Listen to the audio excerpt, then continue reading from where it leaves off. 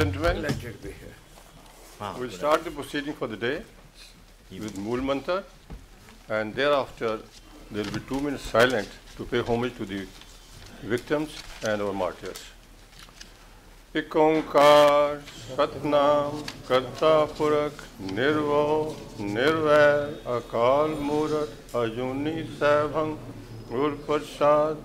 एक ओंकार सतनाम करता पुरख निर्भव निर्वैर अकाल मूरत अजूनी सैभं गुर प्रसाद। एक ओंकार सतनाम करता पुरख निर्भव निर्वैर अकाल मूरत अजूनी सैभं गुर प्रसाद।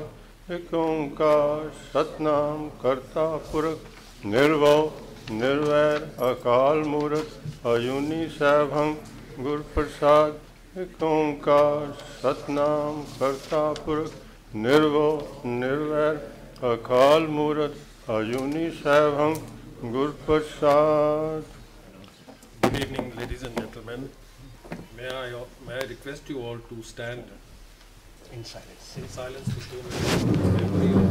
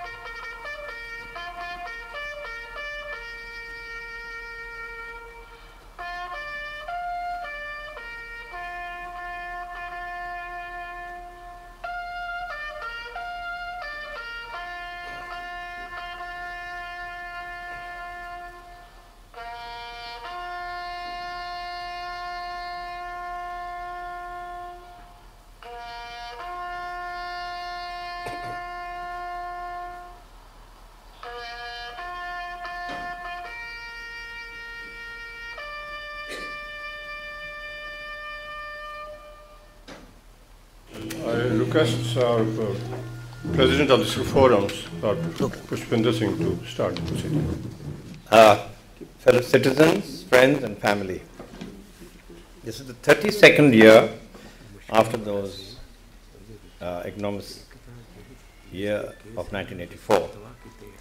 It's been said that our memories are independent of our will.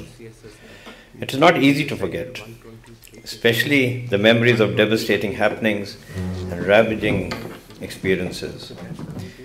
That is why the things we remember most are those that should actually better have been forgotten. The Sikhs have often been advised to forget what happened in 1984 and let bygones be bygones. When a nation is subjected to almost carnage of a genocide manner, how on earth can the survivors forget that Holocaust? I'd like to go back 70, 80 years when more millions of Jews perished in the Nazi years. Have they been able to erase the memory? Of course not. The Sikhs have not been able to forget the various attempts over the last many centuries at devastation, entire devastation of the entity.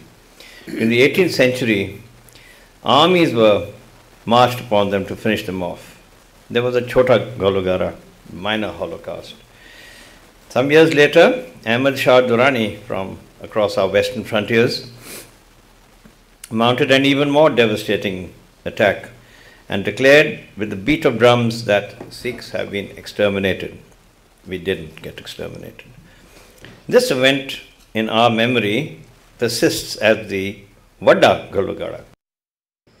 And these Holocausts will continue to haunt and probably shall continue to do so as long as Sikhs exist as a nation.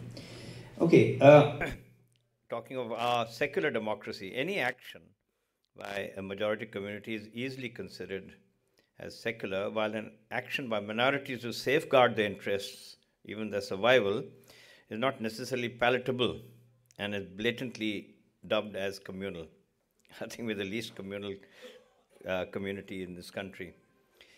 Anyway, we have had several holocausts, we've had several well-designed acts against other minorities, the Muslims, Christians, and this is a very unfortunate pattern.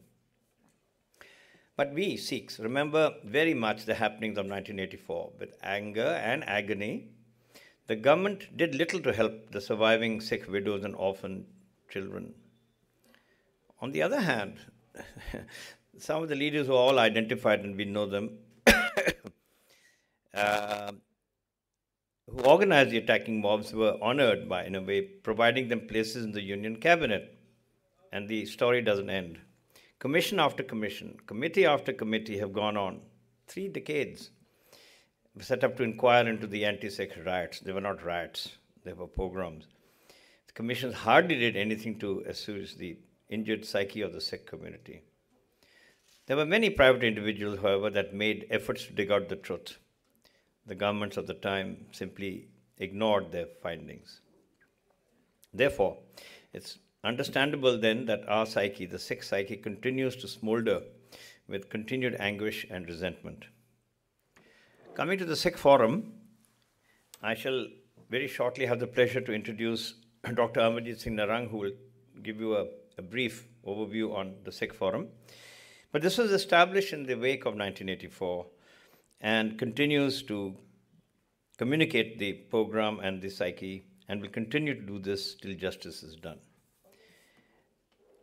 I would now, without further delay, invite Dr. Amarjit Singh Narang to kindly give us a brief on the Sikh Forum itself. Thank you.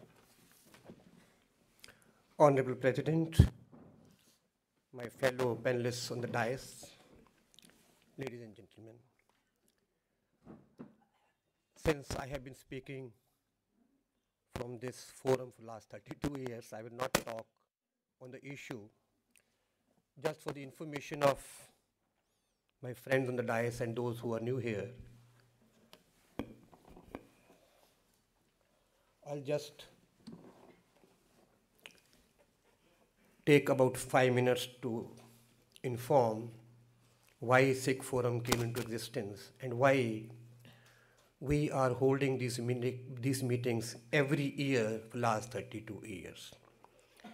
Friends, as all of you know, that early 80s were the years in which Punjab was made, it didn't enter itself, but it was made to enter in a very turmoil times.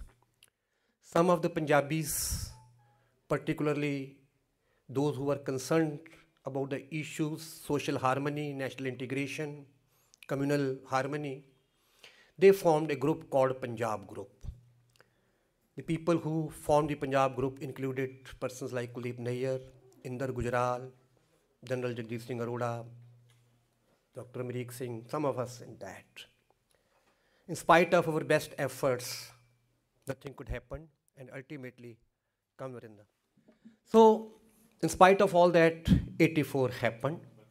First, in the shape of Operation Blue Star, then assassination of Prime Minister Mrs. Gandhi, and finally, the carnage, which recently the Home Minister of India itself has accepted, a genocide happened. So at that time, it was a question where we are, what is happening? And still, there was a situation like 1947, as a lot of Sikhs thought that it is time to move towards Punjab, and giving a situation where so-called Punjabi Hindus may come out of that. Our concern was, no, it's not the issue. We are Indians by right, and we have to live in India as dignified citizens. That made some of us, led by General Jagdish Singh Arora, to call a meeting in Delhi, And in that meeting, it was decided that there should be a body of Sikhs who can speak rationally, who in spite of all pressures remain secular, committed to the citizenship of this country, and still fight for the rights of Sikhs, minorities, and civil liberties of all. So it is in that process, right in December 1984, in fact, November 84 itself, the Sikh Forum came into existence. Right for beginning, our concerns were two, in fact, three. That is to remain integrated with the civil society of this country, irrespective of caste, creed, religion, language. Second, to provide succor, relief to the victims in terms of their relief and rehabilitation. And third was to fight for justice. Right in the beginning, it became a matter of great satisfaction to us that more than Sikh Forum, the civil society itself, and primarily civil society from non-Sikhs, came forward towards all these two actions, that is to provide relief and rehabilitation and fight for justice. Some of those who were very active at that time are sitting before you. The Lokraj Sanstha, then Nilanjan, Uma is sitting there, my colleague from Delhi University, Vrinda. They did their best to provide some sort of succor to the victims, and also Vrinda gave an affidavit, personal affidavit to the commissions. Uma wrote extensively in journals, Economic and Public Week, Political Weekly, and many other places. She went herself with her colleagues to various camps. Then Nilanjan, he again visited many camps, and lately he has come with a full book on 1984. Justice Anil Dev gave judgments against the criminals, but not only gave judgments, he passed strictures on the system, against the police, against the political class, that why this is happening, what has happened. Surinder, again my colleague from JNU, has been working and writing extensively on the issue. There are many others, PUCL, PUDR, what to name, seniors. So they were all involved with us. That gave us a strength that Sikh Forum is not alone in this task, and we can do a lot. But since the concern was justice for the minority in particular, but the protection of the civil liberties, rule of law, the democratic values in this country as a whole. So Sikh Forum took upon itself that we will continue this fight in a manner which ultimately must lead to justice. We found people like Fulka and his friends, those who offer services free of cost to fight cases in the courts, to be in touch always with the victims. And that is why we have sustained ourselves. We provided relief and rehabilitation to the victims. In the beginning, we started a scheme in which we provided education up to class 10th to more than 3,000 children with the help from community, not only Sikhs, but community as a whole. Thereafter, we have been holding these two meetings, that is one in June every year, to commemorate the Operation Blue Star, because that itself was also just not an attack on minorities, but on the very question of the rights of minority in general and the rule of law in this country. How forces have to be used, where forces have to be used, why forces have to be used, in what context and what time forces have to use, that needs to be reminded again and again. How situations have to be dealt with at that time. Second, we have been holding this meeting every year to pay our tributes to those who laid their life to remember the martyrs, and also to express our thanks to all those who came to the help of the community at that time. And most importantly, to press upon the powers that be that justice is a must. Because without, I wrote a piece on the occasion of 25th anniversary in which I wrote, had there been punishment to the perpetrators of 1984, perhaps things like Babri Masjid and Gujarat could not have happened. But that was not to be done.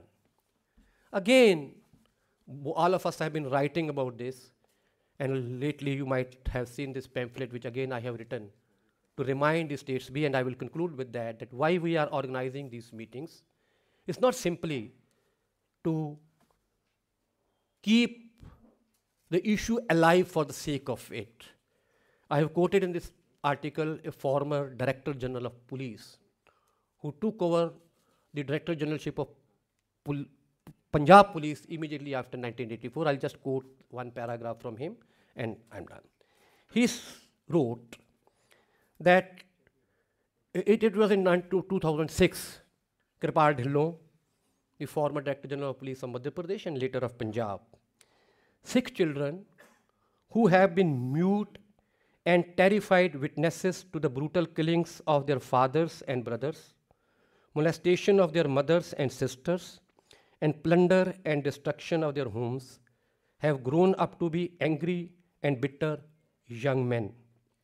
The widows of the 1984 massacres have been waiting patiently for over 2 decades for justice, are growing more bitter and despondent by the day, while the perpetrators of butchery roam free, some of them even occupying ministerial offices. Evidently, the wounds of 1984 will not heal as long as stern action is not taken against those guilty of the carnage. That is what our stand is. That is what the stand of all civil liberty, civil society organizations, human rights organizations is, and that is what for we organize this meeting everywhere. And again, in continuation of that, this meeting today. And thank you all for joining us on that day. Thank you so much. As I told you that right from the beginning, we have been concerned with the rehabilitation and relief of the victims, and this process continues. Today, on this day, we have decided to give some stipends to the students of the families of that period. Some of them may be grandchildren, but since they have been sufferers of that period, we still own them as our children of the times of victims. Please, sir. ना बोलने नहीं अच्छी वैसे ना बोलने बोली जो आ जाए तुम्हारे को है list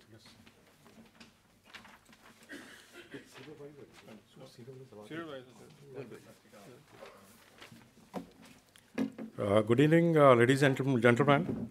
I have been given this honor to announce the name of these underprivileged children, those who belong to the family were killed in 1984. Nisha Kaur, daughter of Raja Singh.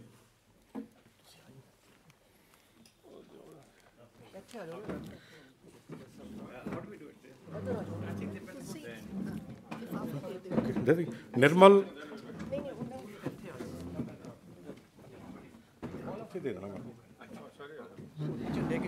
It will save time. Nirmal Kaur, Kavita Kaur, Harpreet Kaur, Daljit Kaur,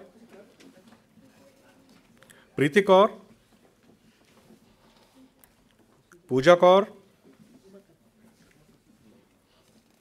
Paramjeet Kaur, Raman Singh, Hardeep Singh, Gagandeep Singh, Parvinder Kaur, Inderjeet Singh, Jyoti Kaur, Parvinder Kaur, Hardeep Kaur, Paramjeet Kaur, Ravinder Singh, Manpreet Sethi. He's a special child. He's turning in